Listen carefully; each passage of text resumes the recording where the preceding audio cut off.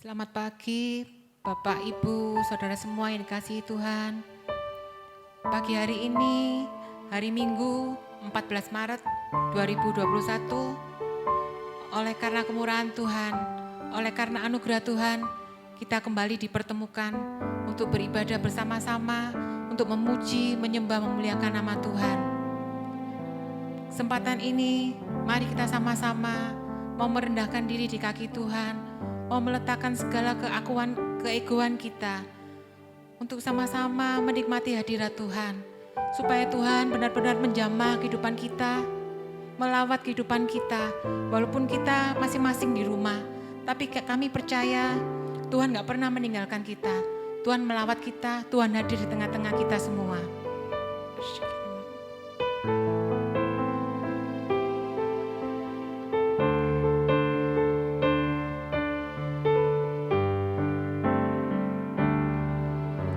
Di hadapan hadirat-Mu, ya Bapa, ku datang dengan penuh kerinduan. Di hadapan hadirat-Mu, ya Bapa, segala keangkuhanku hilang. Di hadapan hadirat-Mu, ya Bapa, ku datang dengan penuh kerinduan.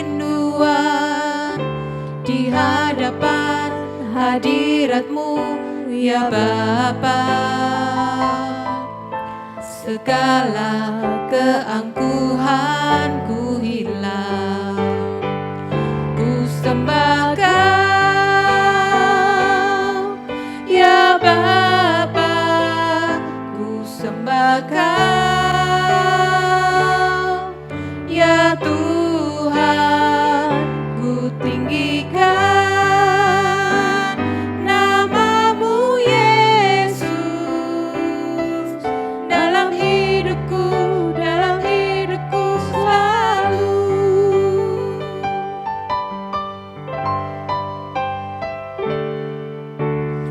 Hadapan hadirat-Mu, ya Bapa, ku datang dengan penuh kerinduan. Di hadapan hadirat-Mu, ya Bapa, segala keangkuhanku hilang. Ku sembah ya Bapa, ku sembah Kau, ya Tuhan, ku tinggikan nama-Mu Yesus dalam hidupku selalu. Ku sembah Kau,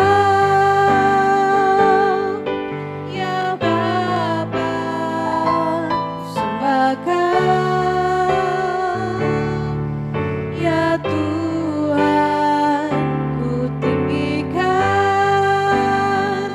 nama-Mu Yesus dalam hidupku selalu.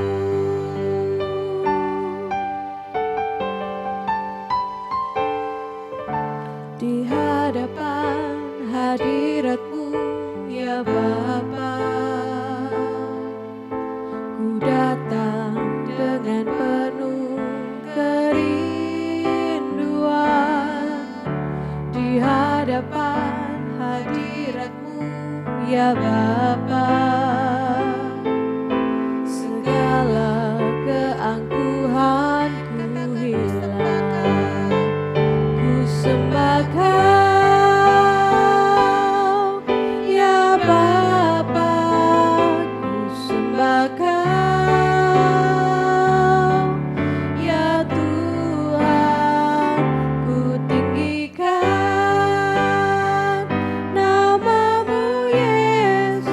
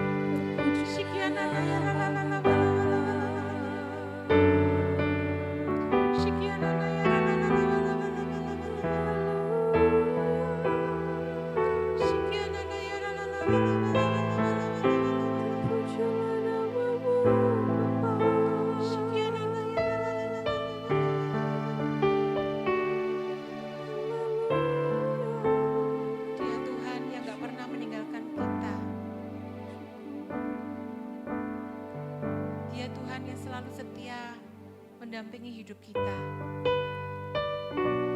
Dialah kekuatan kita, pengharapan kita, jawaban atas setiap doa-doa kita.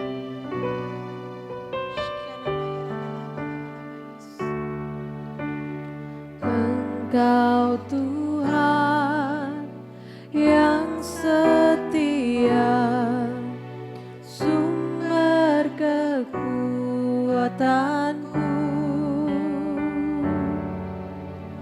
Engkau Tuhan, juru selamatku, harapanku, jawabanku.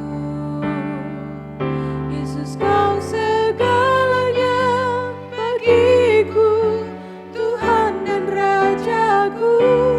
Kasih sayang-Mu melimpah di dalam hidupku. Salib-Mu tebusku, bebaskanku, sembuhkan aku. Ku percaya mujizat-Mu ku alami sekarang ini.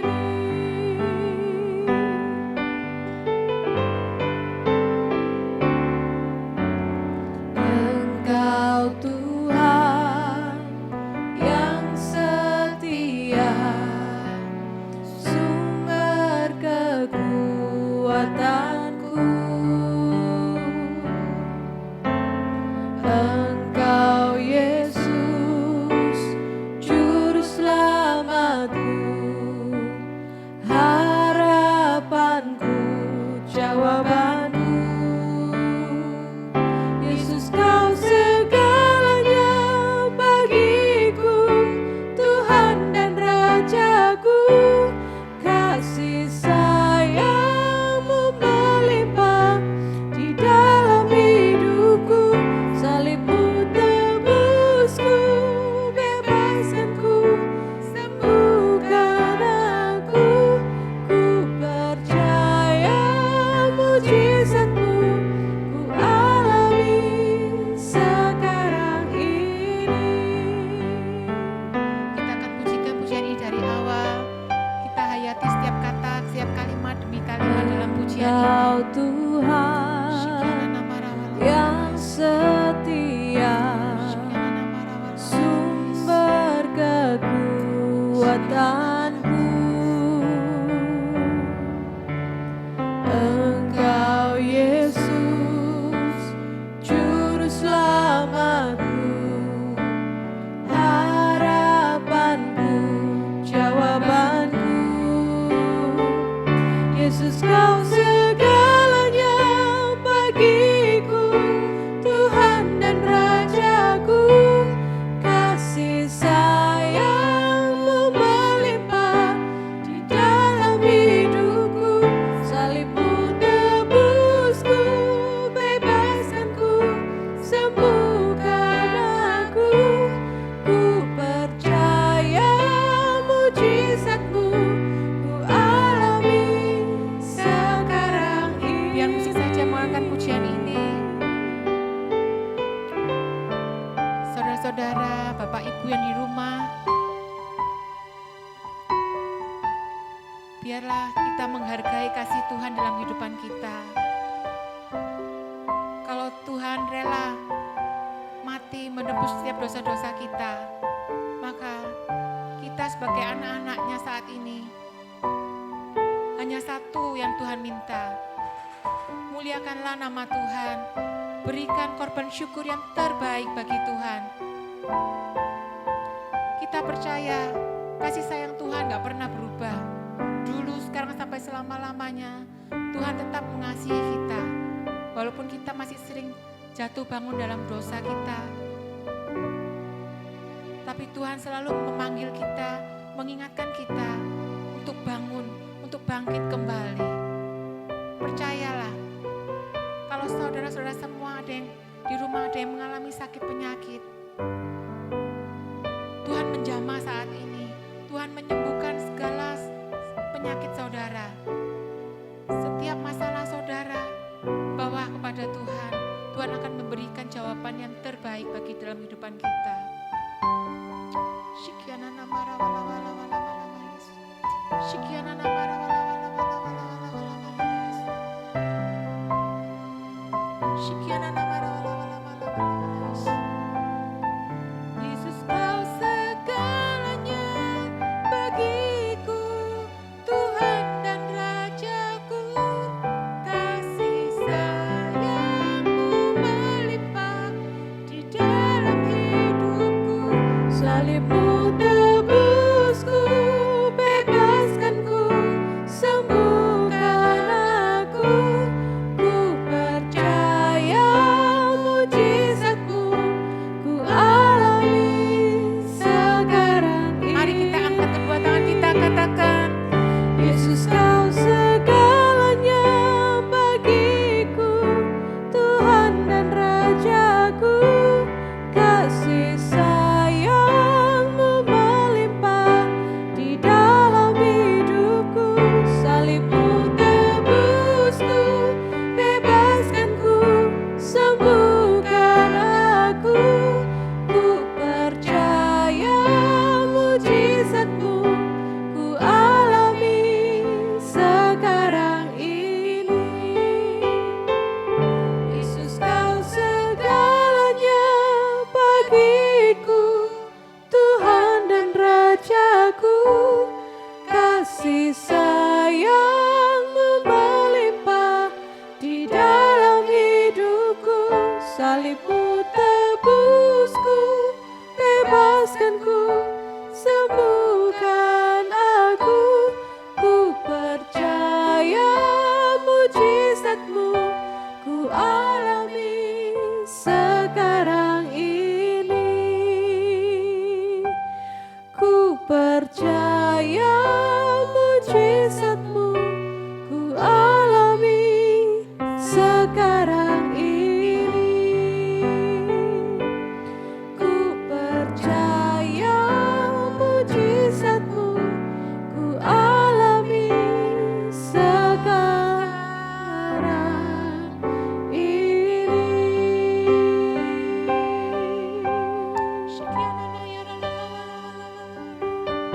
Shikiana na ya la la la la la la. Syukur Tuhan. Shikiana na ya la la la la la la la la. Shikiana na ya la la la la la la la. Kami percaya Engkau, kami percaya Engkau Yesus selama-lamanya. Haleluya, haleluya.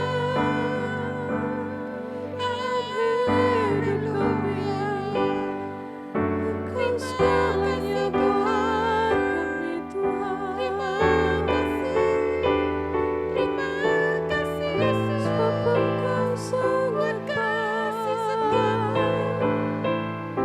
Sebab Engkau Haleluya. sangat Shikiana na ya la la la la la la la la la la. Shikiana na ya la la la la la la la la. Shikiana na ya la la la la la la la. Shikiana na ya la la la la la la la. Syukur Bapa. Shikiana na ya la la la la la la la la la. Shikiana na ya la la la la la la la la ya la la la la. Haleluya. Haleluya. Syukur terima Syukur kasih.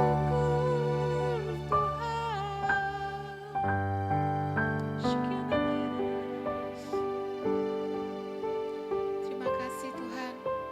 Terima kasih atas kebaikan-Mu dalam kehidupan kami. Terima kasih karena Engkau nggak pernah meninggalkan kehidupan kami. Dalam keadaan apapun, Engkau selalu setia menemani hidup kami. Terima kasih Tuhan, terima kasih. Biarlah Engkau melawat setiap kami, jemaat-Mu yang saat ini ada di rumah. Engkau yang menilik mereka pribadi lepas pribadi.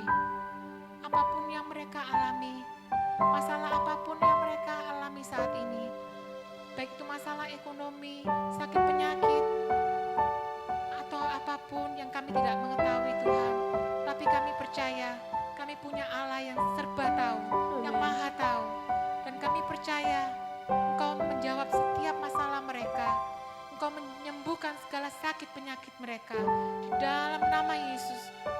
nama Yesus, kami percaya Tuhan, Engkau Allah yang hebat, Allah yang luar biasa.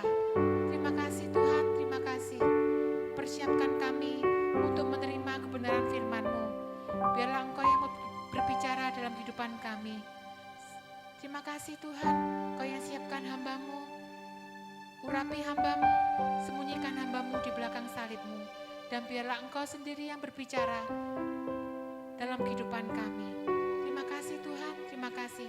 Hanya di dalam nama Yesus kami telah berdoa dan mengucap syukur. Amin. Saya persilakan bagi hambanya Bapak Nahson untuk menyampaikan kebenaran firman Tuhan.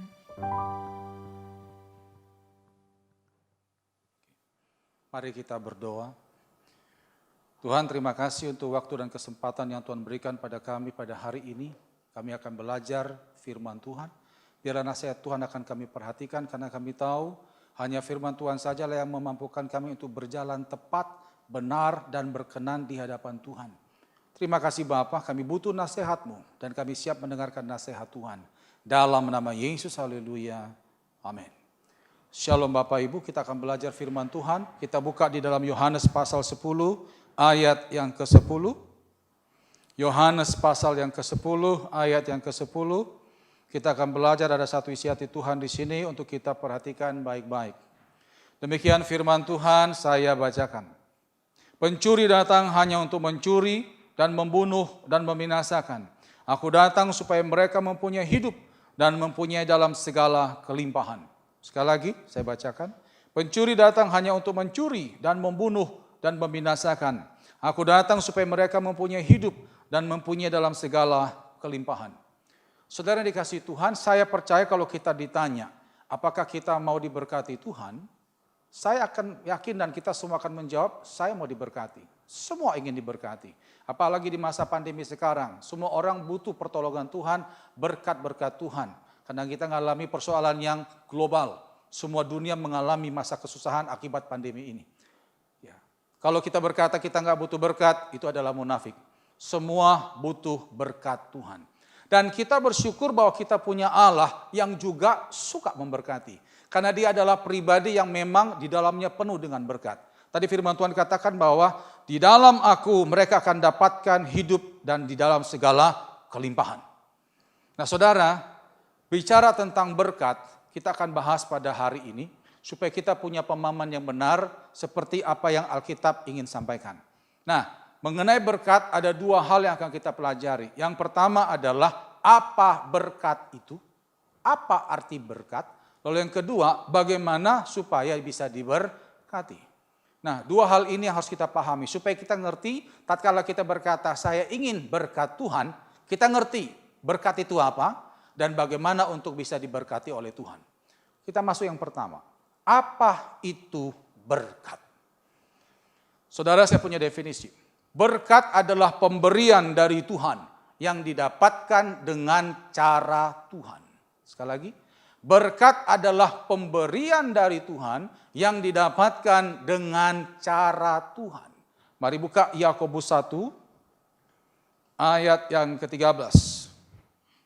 Maaf, Yakobus 1 ayat 17. Yakobus 1 ayat 17 dikatakan di sana. Setiap pemberian yang baik dan setiap anugerah yang sempurna datangnya dari atas, diturunkan dari Bapa segala terang, padanya tidak ada perubahan atau bayangan karena pertukaran. Jadi berkat itu adalah pemberian dari Tuhan yang didapatkan dengan cara Tuhan. Jadi kalau saudara dapatkan uang atau materi dari hasil nipu, hasil menjegal orang lain, maaf, itu bukan berkat. Ya. Jadi berkat itu adalah dari Tuhan dan pakai cara Tuhan. Saudara dapat keuntungan, hasil jegal orang, hasil menjatuhkan orang, hasil nipu orang. Maaf, itu bukan berkat. Jadi ingat saudara ya, kalau dikatakan berkat, itu dari Tuhan dan pakai cara Tuhan. Nah, hal yang kedua mengenai berkat yang harus kita paham adalah berkat tidak sama dengan gaji. Tidak sama dengan pendapatan. Tidak sama dengan laba penjualan atau segala sesuatu yang bersifat materi. Sekali lagi, berkat tidak sama dengan gaji, tidak sama dengan pendapatan, laba penjualan, atau semua yang bersifat materi. Kenapa? Karena berkat, kalau karena laba atau gaji, atau pendapatan, atau semua yang bersifat materi itu terukur, terbatas, dan terduga. Sekali lagi, karena gaji, laba pendapatan, penjualan, ya, atau yang bersifat materi itu terukur, terbatas, dan terduga. Sementara berkat itu tidak terbatas, tidak terduga, dan juga tidak terukur. Karena Allah yang kita sembah adalah Allah yang juga tidak terbatas dan tidak bisa diukur, saudara. Ya. Saudara kayak misalnya gaji itu sudah terukur. Ya. Tiap bulan sudah bisa diperkirakan. Itu gaji, pendapatan juga sama, penjualan juga sama. Kita punya barang berapa, nanti bisa dihitung penjualannya berapa, untungnya berapa, itu terukur. Tapi kalau berkat, itu tidak terukur. Contoh, saudara punya anak-anak nurut, itu berkat. Saudara menghadapi masalah, engkau berdoa, ada jalan keluar, itu berkat. Ya. Saudara sakit, datang pada Tuhan, disembuhkan, itu berkat. Nah itu tidak bisa dinilai dengan uang, tidak bisa. Saya berapa kali nangani saudara ya, dalam konseling pelepasan, anak-anak Tuhan, ya ada yang satu punya uang banyak, tapi kalau setiap doa itu selalu natap tembok. Sulit untuk mengalami jamahan Tuhan. Tapi ada yang biasa saja finansialnya, ekonominya biasa, tapi setiap dia doa selalu mengalami terobosan. Nah mana yang dikatakan diberkati? Yang ini. Jadi saudara jangan samakan bahwa masalah berkat itu dengan hal materi itu terlalu dangkal sekali Bapak Ibu Saudara. Ya, sementara yang dikatakan berkat itu adalah sesuatu yang tidak terukur, tidak terbatas dan tidak terduga. Hanya Tuhan Yesus yang bisa lakukan itu. Ya. Dulu pernah saudara ya saya menghadapi lihat sendiri 2 kasus. Ini masalah ginjal. Yang satu orang kaya, punya uang banyak, miliaran saudara. Tapi masalah ginjalnya nggak selesai. Bukan berarti dia nggak doa, dia doa. Tapi ternyata ya itu tadi, kita tidak tahu ada apa di balik itu sehingga akhirnya dia sulit sekali menyelesaikan masalah ginjal. Tapi yang satu saya punya teman, dia ini anak seorang petani.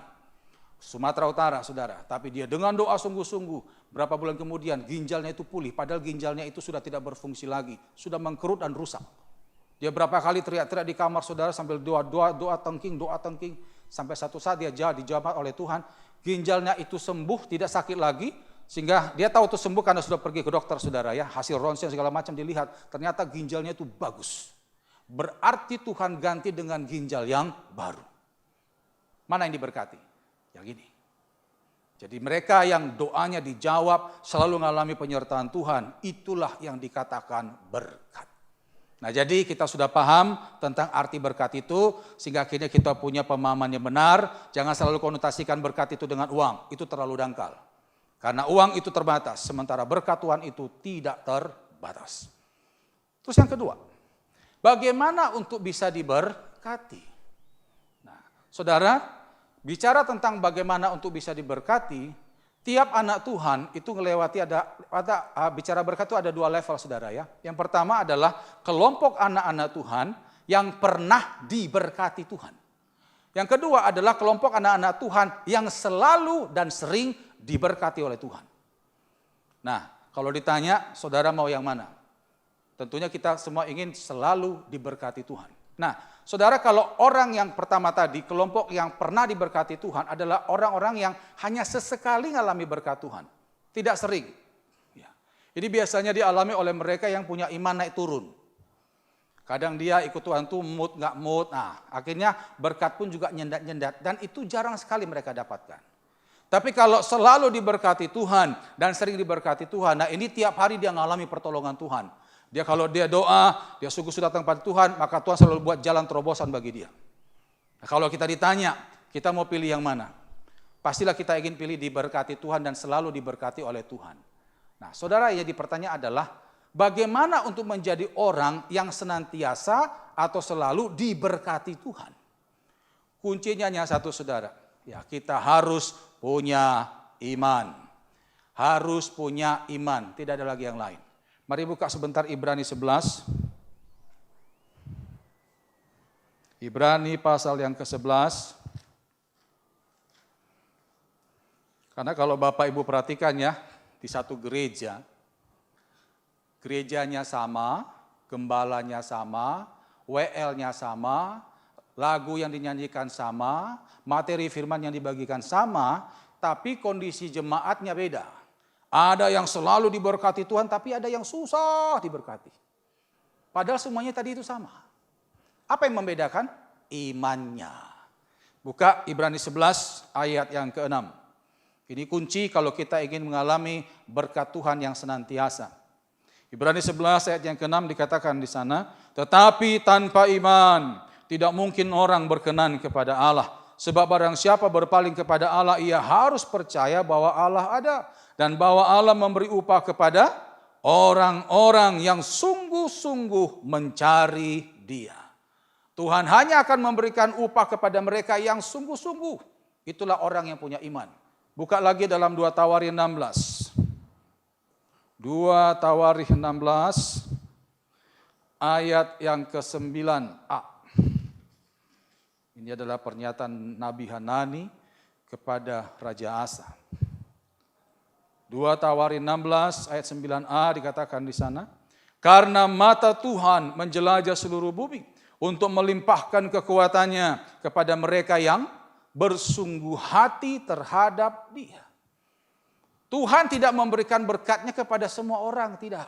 Tapi kepada yang bersungguh hati terhadap Dia. Tadi Alkitab juga katakan bahwa mata Tuhan melihat semua anak-anaknya. Dia perhatikan semua anak-anaknya, tapi berkatnya hanya diberikan kepada mereka yang punya iman. Nah, sekarang jadi pertanyaan, sudahkah kita memiliki iman seperti yang Tuhan mau itu? Mungkin kalau ditanya, sudahkah kita punya iman? Kita berkata, saya sudah punya iman, Pak. Saudara, iman itu bukan feeling ya. Iman itu bukan dirasa-rasa di sini, tidak. Iman itu tidak segampang kita ngucap, saya punya iman, tidak. Iman itu akan tampak lewat sikap kita sehari-hari. Buka Yakobus 2 ayat yang ke-17. Kita akan buka ayat, banyak buka ayat hari ini di pengajaran. Yakobus 2 ayat 17 dikatakan di sana, demikian juga halnya dengan iman. Jika iman itu tidak disertai perbuatan, maka iman itu pada hakikatnya adalah mati. Lalu ayat 20, Yakobus 2 ayat 20. Hai manusia yang bebal, maukah engkau mengakui sekarang bahwa iman tanpa perbuatan adalah iman yang kosong. Iman tanpa perbuatan yang nyata itu adalah nol, Bapak Ibu Saudara. Jadi kalau saudara berkata saya beriman, tapi cara saudara ngambil keputusan tidak seperti orang beriman, itu tidak ada. Engkau berkata kita beriman, tapi kelakuanmu sehari-hari tidak menunjukkan seperti anak Tuhan, itu bukan. Kita dikatakan beriman, tapi kita asal ngomong aja njeplos sakiti hati orang, itu bukan beriman. Jadi iman itu saudara akan tampak lewat sikap kita. Dari sikap itulah akan membuat mata Tuhan tertuju pada kita, dan kita pun senantiasa diberkati oleh Tuhan. Nah, sekarang jadi pertanyaan seperti tadi, sudahkah kita punya iman seperti yang Tuhan mau? Kalau tadi saudara berkata, saya ingin menjadi orang yang senantiasa diberkati Tuhan, Pak. Dan modalnya hanya satu, yaitu iman. Yang jadi pertanyaan, sudahkah kita punya iman seperti yang Tuhan kehendaki itu? Hari ini kita akan belajar untuk mengecek, sudahkah kita punya iman seperti yang Tuhan mau? Kita akan cek dari 2 pertanyaan. Nanti dari 2 pertanyaan ini, saudara bisa lihat, sudahkah kita punya sikap yang benar sesuai dengan iman percaya kita kepada Tuhan. Pertanyaan pertama, sampai sejauh mana Anda butuh Tuhan? Sampai sejauh mana Anda butuh Tuhan? Itu ngecek, apakah kita sudah punya iman, sikap kita sudah benar seperti yang Tuhan mau. Sampai sejauh mana kita butuh Tuhan. Kalau kita ditanya, apakah kita butuh Tuhan? Ya, kita butuh Tuhan. Tapi kalau ditanya lagi, sampai sejauh mana? Nah itu kembali ke setiap orang. Ada orang yang cari Tuhan, dia butuh Tuhan karena dia sakit. Ada orang yang cari Tuhan, dia butuh Tuhan karena dia ada masalah. Ada orang yang cari Tuhan dan butuh Tuhan karena gak ada orang lain yang mau terima dia. Dia cari Tuhan. Tapi ada juga orang yang butuh Tuhan karena dia tahu tanpa Tuhan dia tidak bisa hidup. Ada. Nah saudara yang mana? Saudara yang mana? Saya pernah dapat satu ilustrasi, tidak tahu Bapak Ibu pernah dengar apa tidak. Jadi ada satu anak muda datang ke seorang pendeta. Anak muda ditanya, Pak Pendeta, Bapak bisa jelaskan gak ke saya, seperti apa saya butuh Tuhan? Seperti apa saya butuh Tuhan? Pendeta nggak langsung jawab, lalu dia berkata, oke kalau kamu ingin tahu itu, ikut saya ke kamar mandi. Dibawalah anak muda ini ke kamar mandi, lalu dia suruh anak muda ini untuk mengisi air bak. Bak itu dengan air, bak mandi itu dengan air. Coba kamu isi bak itu dengan air sampai penuh. Akhirnya diisilah bak itu, dibuka kerannya. Setelah penuh, lalu dimatikan kerannya. Lalu pendeta itu berkata, coba lihat bayanganmu di atas permukaan air bak itu. Katakanlah di bak mandi saudara ya. Lalu anak muda ini begini, lihat wajahnya di atas permukaan air. Begitu wajahnya seperti ini, ya begitu kepalanya di atas permukaan air, pendeta tuh langsung tekan kepala anak muda itu. Ditekan, masuklah ke air itu, ditahan sekitar 2 detik. Ya, lalu lepas. Anak itu tadi berontak-berontak saudara. Lalu anak muda itu marah. Apa maksud Pak Pendeta kok tekan kepala saya seperti tadi? Sebentar. Tadi waktu saya tekan kepalamu, kenapa kamu berontak? Ya jelas berontak Pak. Bagaimana saya nggak berontak kalau ditekan kepala seperti itu? Sebentar kata pendeta. Tadi waktu saya tekan kepalamu tadi, waktu kamu berontak itu, kamu pikir apa di sana? Apakah kamu pikirkan keluargamu, pikirkan pekerjaanmu, pikirkan yang lain? Ya tidak Pak Pendeta. Saya cuma berpikir bagaimana saya bernapas. Pendeta berkata, seperti itu kau butuh Tuhan. Bapak Ibu tahu ilustrasi itu maksudnya apa? Bagi anak muda ini, tatkala kepalanya ditekan itu, kebutuhan akan udara, kebutuhan akan dia bernapas itu adalah sesuatu yang penting. Lalu yang kedua, mendesak, tidak bisa ditunda. Penting dan mendesak. Kalau dia menunda, maka dia akan mati. Seperti itulah kita butuh Tuhan, saudara. Jujur Bapak Ibu ya, berapa banyak kita anak Tuhan, kalau udah bicara masalah hal rohani, bicara masalah Tuhan, kita hanya menganggap itu sebatas penting, tapi nggak begitu mendesak. Ya masih bisa ditunda. Contohlah, saya berapa kali nangani kalau jemaat konseling ya, biasanya saya akan cari kuncinya itu di saat teduh. Sering saya tanya gitu. Setelah nanti dia konseling cerita masalahnya, saya tanya, Bapak Ibu, menurut Bapak Ibu doa itu penting nggak? Oh penting Pak Nason penting. Oh tiap hari doa enggak? Enggak. Itu. Menurut Bapak Ibu baca Alkitab itu penting enggak? Oh penting Pak Nason penting. Tiap hari baca Alkitab tidak? Enggak. Nah itu. Kita hanya menganggap hal rohani itu, hal ilahi itu sesuatu yang penting. Tapi nggak begitu mendesak, bisa ditunda kapan lah nantilah. Bagaimana kita bisa diberkati Tuhan kalau seperti itu saudara? Ingat saudara, keiman itu nyata lewat sikap, bukan hanya sekedar perkataan. Kalau kita sungguh-sungguh beriman pada Tuhan, maka kita sangat butuh Tuhan. Bagi kita hal rohani, hal ilahi itulah sesuatu yang penting, mendesak dan tidak bisa ditunda. Itu namanya iman. Jadi kalau kita punya prinsip seperti itu, penting dan mendesak, maka saya percaya saat teduh bukanlah beban. Doa bukanlah beban. Baca rutin Alkitab bukanlah beban. Semua itu kita lakukan, kita rindu untuk dekat dengan Tuhan. Itu baru iman. Saya saudara kalau menghadapi masalah, ya, saya akan tambah jam doa saya. Itu sudah prinsip saya dari dulu. Saya tidak akan pakai jam doa yang biasa. Saya akan tambah. Saya bulan Desember lalu, Desember, saya kena sakit lagi saudara. Salah jantung. Memang salah saya lari-lari di bandara. Jemput mama saya orang tua. Nah, saya udah lama nggak lari-lari, terus lari-lari karena orang tua saya kan juga kakinya agak lemah. Saya parkir mobil agak jauh, jadi lari-lari. Pulang dari jemput mama saya, sampai rumah besok langsung drop. Apalagi waktu itu hujan-hujan lagi. Sudah minum obat segala macam, aduh. Saya mau ke rumah sakit waktu itu lagi COVID banyak, jadi saya nggak ke rumah sakit sudah. Saya makan obat yang semampu saya, tapi itu nggak membuat saya lebih baik ya. Terus saya bilang, waduh ada apa ya? Nah, terus saya diingatkan waktu saya doa itu, tambah jam doamu. Akhirnya saya tambah saudara. Tambah lagi teman-teman saya pendoa juga bilang, Pak sudahlah, ini kita dapat dari Tuhan, udah nggak usah mikirkan obat, tambah jam doa Bapak. Akhirnya kita tambah saudara. Saya tambah yang semula mungkin hanya 15 menit, tambah 1 jam sampai 1,5 jam saya nyembah saudara.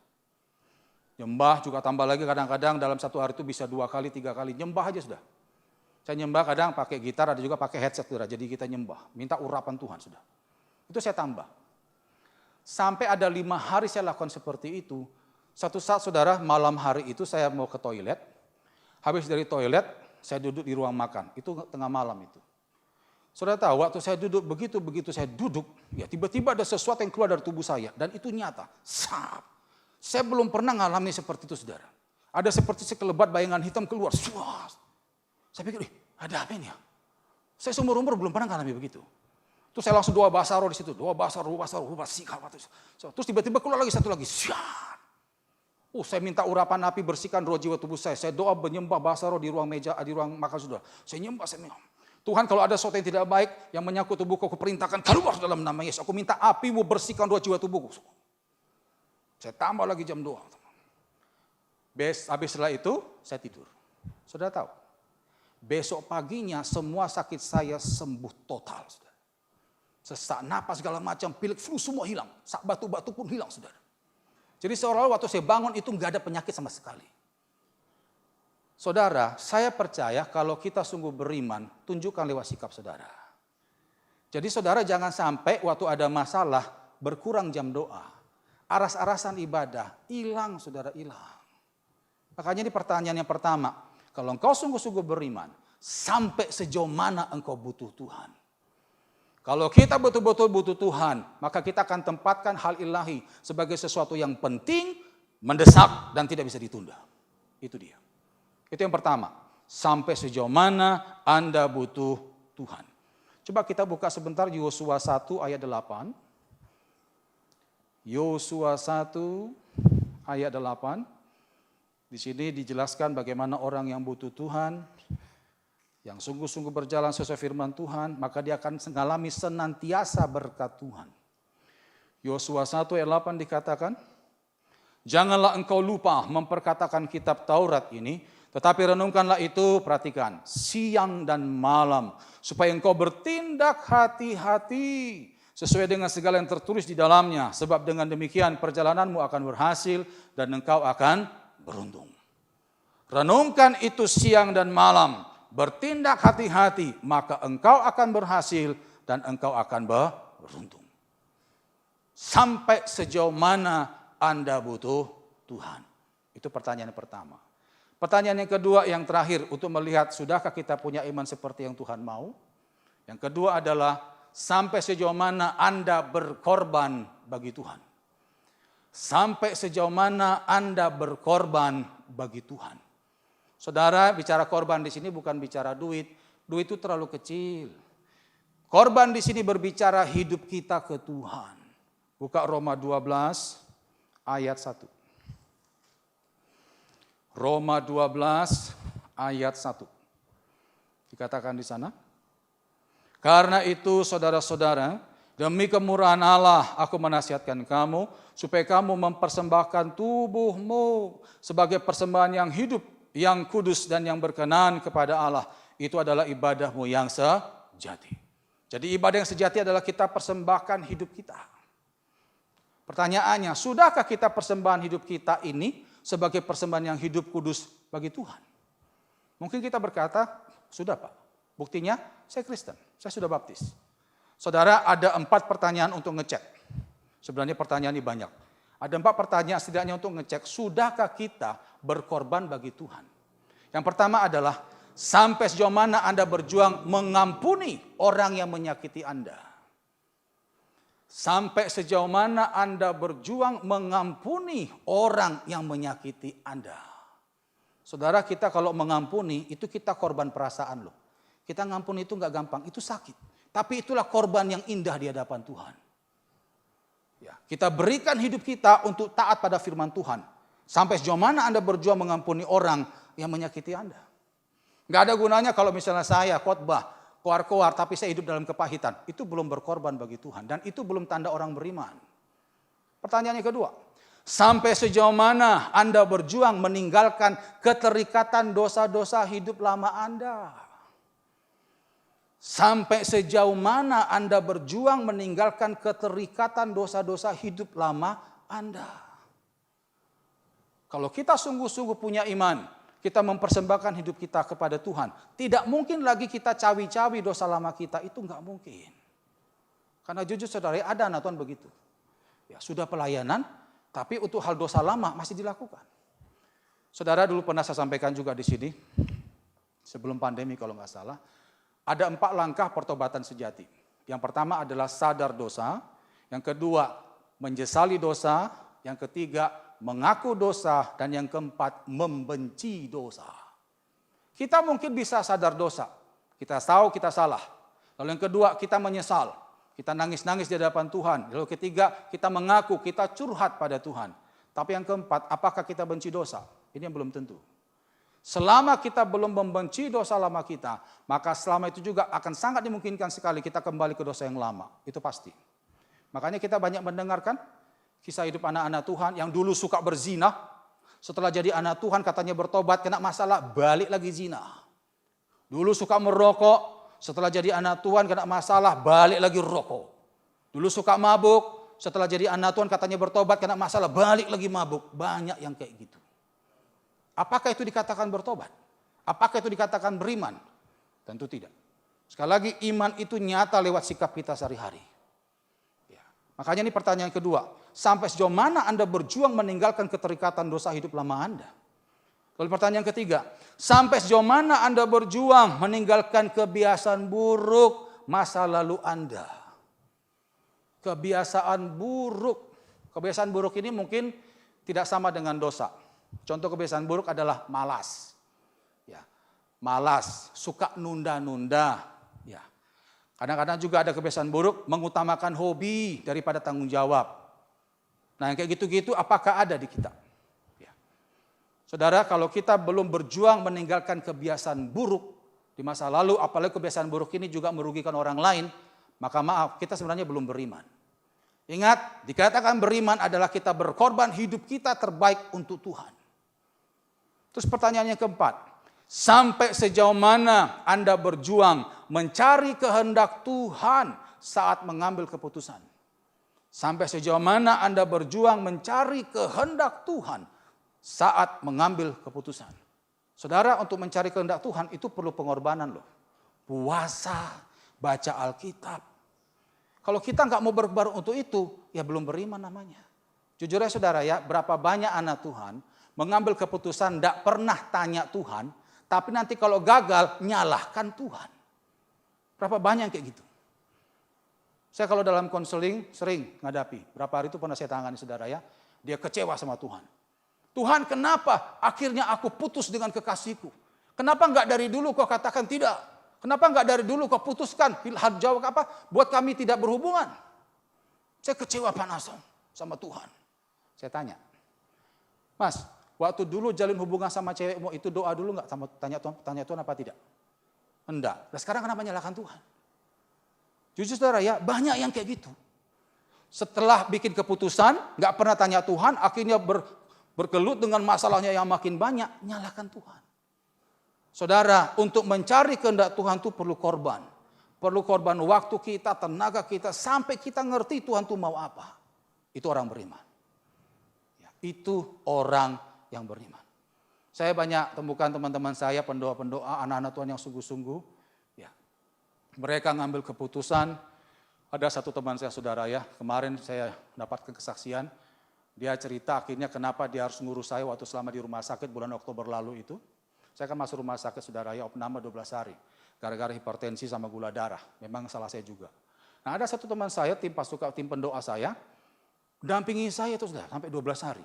Mulai dari masuk dia ngurus semua, sampai saya keluar, sampai saya kontrol ke dokter pun juga dia ngantar. Sampai saya bilang, Pak, sudahlah Pak. Ya, nggak usah ini ya, nggak usah repot lah, saya masih punya istri bisa bantu. Lalu dia bilang gini, Bang, dia panggil saya Bang. Aku disuruh Tuhan, jadi aku nurut. Sudah Bang, diam aja. Akhirnya karena saya tahu dia memang pendoa, dia dengar memang suara Tuhan, saya nggak bisa batasi iman orang. Itu selesailah saya sembuh bulan November lalu saudara ya. Nah, Januari dia cerita tentang kesaksian hidupnya. Dia bilang bahwa selama 2 tahun dia itu tidak kerja. Saya kaget saudara. Loh, dulu kerja yang di sana di Perak gimana?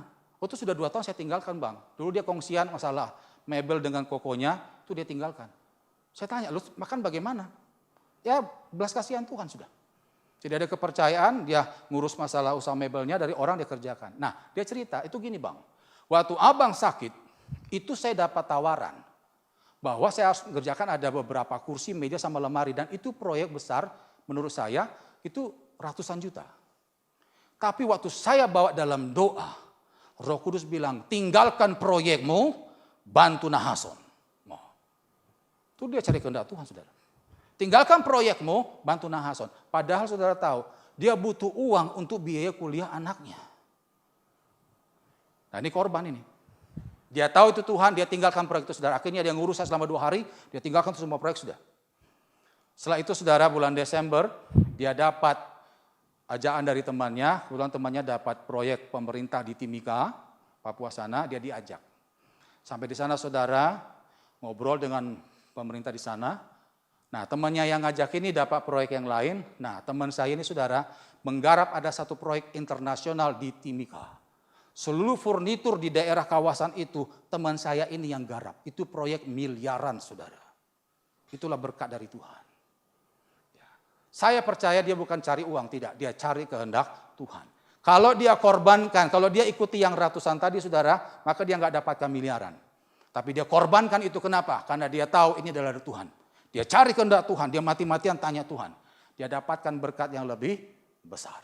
Sekarang proyek itu sudah digarap 3 bulan, saudara. Nah, saudara, makanya ini pertanyaan yang kedua, sampai sejauh mana Anda berkorban bagi Tuhan? Saya juga banyak melihat anak-anak Tuhan yang belajar mengampuni orang dan lihat pembelaan Tuhan nyata. Makanya kalau kita mau korbankan diri kita, hidup kita untuk Tuhan, kita pasti akan diberkati Tuhan senantiasa. Ayat yang terakhir, mari buka Yesaya 48. Ayat yang ke-18. Yesaya 48 ayat yang ke-18 dikatakan di sana. Sekiranya engkau memperhatikan perintah-perintahku, maka damai sejahteramu akan seperti sungai yang tidak pernah kering. Dan kebahagiaanmu akan terus berlimpah seperti gelombang laut yang tidak pernah berhenti. Alkitab katakan kebahagiaan dari Tuhan, penyertaan dari Tuhan, kasih setia dari Tuhan tidak pernah berhenti. Ini yang saya katakan tadi di level kedua, orang yang senantiasa diberkati oleh Tuhan. Makanya saudara, ingat yang membuat Tuhan memberkati kita, selalu memberkati kita, senantiasa memberkati kita hanya satu, yaitu iman. Iman itu bukanlah masalah perasaan, bukan bicara feeling, tapi nyata lewat sikap kita sehari-hari. Ada 2 pertanyaan tadi untuk melihat sudahkah sikap kita sejalan dengan iman percaya kita. Yang pertama tadi adalah sampai sejauh mana Anda butuh Tuhan. Lalu yang kedua, sampai sejauh mana Anda berkorban bagi Tuhan. 2 pertanyaan itu biarlah menjadi cermin bagi kita untuk kita bisa melihat sudahkah kita punya iman seperti yang Tuhan kehendaki. Kita berdoa.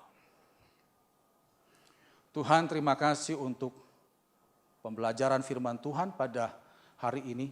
Akhirnya kami ngerti Tuhan tentang masalah berkat yang sebenarnya. Ampuni kami Tuhan jika selama ini berkat yang dalam pikiran kami selalu kami artikan sebagai uang, materi, ternyata bukan itu. Karena uang atau materi itu bersifat terbatas dan terukur dan bisa diduga. Sementara berkat yang sebenarnya yang dari Tuhan itu tidak terukur, tidak terbatas dan bisa sewaktu-waktu. Biarlah mulai hari ini Tuhan akan kami benahi diri kami. Dan kami pun hari ini sudah paham bahwa untuk mengalami berkat Tuhan, senantiasa diberkati Tuhan, hanya satu kuncinya yaitu iman. Biarlah Tuhan mulai hari ini kami akan koreksi diri kami karena kami tahu pemahaman iman selama ini kami pikir hanya sekedar perkataan, sekedar dirasa-rasa saja. Tapi ternyata iman itu harus nyata lewat sikap hidup kami sehari-hari. Ada 2 pertanyaan yang menjadi koreksi bagi kami. Sudahkah kami membutuhkan Tuhan sungguh-sungguh? Sampai sejauh mana kami butuh Tuhan? Sudahkah kami berkorban bagi Tuhan? Tuhan biarlah pertanyaan ini kami bawa pulang, kami akan renungkan baik-baik, kami akan koreksi diri kami akan perbaiki diri kami dengan kuasa-Mu. Mampukan kami Tuhan, supaya kami bisa berubah dan menjadi orang yang berkenan di hadapan Tuhan. Terima kasih Bapa, hamba sudah sampaikan apa yang Tuhan mau. Dan hamba terbatas menyampaikan. Hamba serahkan kembali kepada Engkau Allah Roh Kudus yang tidak terbatas. Teruskan firman-Mu ya Tuhan, sempurnakan penyampaiannya. Meteraikan kebenaran firman-Mu, dan berkati kami semua. Di dalam nama Yesus. Haleluya. Amin. Tuhan Yesus memberkati. Ya, puji Tuhan Bapak Saudara sekalian. Bapak Ibu pagi hari ini sudah menerima kebenaran firman Tuhan. Mari tangkap firman Tuhan pagi hari ini dan sungguh-sungguh kita belajar mempraktekkan firman Tuhan, kita mengejar Tuhan, kita mencari Tuhan. Kita membutuhkan Dia. Ya, adakan waktu untuk Tuhan, waktu untuk saat teduh berdoa dan waktu untuk membaca firman itu makin kuat lagi, makin kuat dan bertambah kuat kita. Mari kita sungguh-sungguh pagi hari ini berdoa, siapkan hati kita. Bapa di surga, kami sungguh bersyukur kepadamu pada pagi hari ini. Kami terima firman-Mu pagi hari ini ya Tuhan. Kami biarlah pagi hari ini kami tidak mengejar berkat-Mu, tetapi kami mengejar Engkau ya Tuhan. Kami butuh Engkau Tuhan. Kami punya Allah seperti Engkau, biarlah kami punya waktu untuk Engkau Tuhan. Bapa, kami sungguh bersyukur, biarlah waktu doa kami terus bertambah terus. Waktu kami untuk membaca firman-Mu juga terus bertambah Tuhan. Supaya iman kami boleh bertumbuh Tuhan.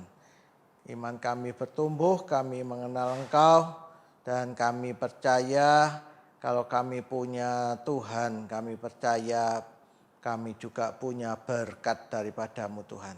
Kami sungguh bersyukur berkat Tuhan akan turun pada saat kami membuka hati untuk Engkau Tuhan. Terima kasih Bapa surga, biarlah Engkau memberkati Pak Nason yang sudah menyampaikan kebenaran firman-Mu. Tuhan pakai hamba-Mu, terus pakai Tuhan dalam pelayanan hamba-Mu Tuhan. Urapi hamba-Mu dalam pelayanannya, dimanapun hamba-Mu Kau utus melayani Engkau Tuhan. Tuhan pakai, Tuhan urapi Tuhan. Dengan kuasa-Mu Tuhan, kami percaya kuasa Allah yang dahsyat itu menyertai hamba-hamba Tuhan yang melayani Engkau Tuhan. Kami sungguh bersyukur Engkau memberkati keluarga hamba-Mu, Engkau memberkati di dalam segala perkara yang dilakukan hamba-Mu Tuhan. Kami sungguh bersyukur Engkau juga memberkati jemaat Blessing dan anak-anak Tuhan yang pagi hari ini mendengarkan firman-Mu ya Tuhan. Supaya sungguh-sungguh Engkau memberkati usaha mereka, pekerjaan mereka. Pada saat mereka sudah mencari Engkau, mereka menemukan Engkau, kami percaya Tuhan memberkati hidup mereka. Tuhan mencukupkan hidup mereka dengan berkat Tuhan yang Tuhan berikan secara luar biasa. Kami sungguh bersyukur Engkau memberkati anak cucu kami Tuhan. Engkau membuat perkasa di muka bumi ini Tuhan, memberikan hikmat supaya mereka sungguh-sungguh menjadi berkat. Karena mereka menjadi anak yang terpandai, mereka menjadi berkat. Juga yang bekerja, yang belum bekerja, Tuhan memberkati. Kami percaya Engkau menyediakan segala perkara yang kami tidak bisa lakukan. Engkau yang melakukan Tuhan, Engkau yang memberkati. Kami sungguh bersyukur. Terpujilah nama-Mu Tuhan, terpujilah nama-Mu. Engkau Bapa yang baik. Lindungi seluruh keluarga besar Blessing dan anak-anak Tuhan. Keluarga besar kami semuanya, Tuhan lindungi, bungkus kami dalam kuasa darah-Mu. Tuhan lindungi kami percaya Tuhan Engkau menjauhkan setiap anak-anak Tuhan, hamba Tuhan dari virus COVID, dari semua virus, bakteri dan semua sakit penyakit. Tuhan membebaskan kami, memberi kesehatan buat setiap anak-anak-Mu Tuhan. Kami sungguh bersyukur Engkau lindungi, Engkau yang sakit Tuhan jamah, nyatakan kuasa-Mu, Tuhan nyatakan mujizat-Mu di dalam nama Tuhan Yesus. Engkau sembuhkan yang sakit, sembuh dalam nama Tuhan Yesus. Kami percaya kuasa-Mu Tuhan. Terpujilah nama-Mu ya Tuhan. Terima kasih Tuhan, Engkau menyediakan berkat-Mu Tuhan untuk anak-anak-Mu Tuhan.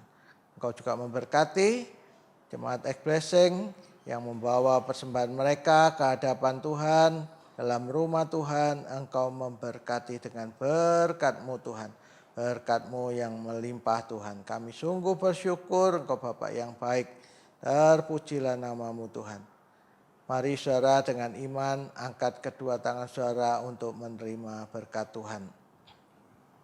Sekarang saudara-saudaraku yang kekasih, terimalah berkat anugerah dari Allah Bapa, cinta kasih di dalam Tuhan Yesus dan penyertaan Roh Kudus senantiasa menyertai engkau dan tinggal di dalam hidupmu memberkati engkau pada waktu engkau masuk dan memberkati engkau pada waktu engkau keluar.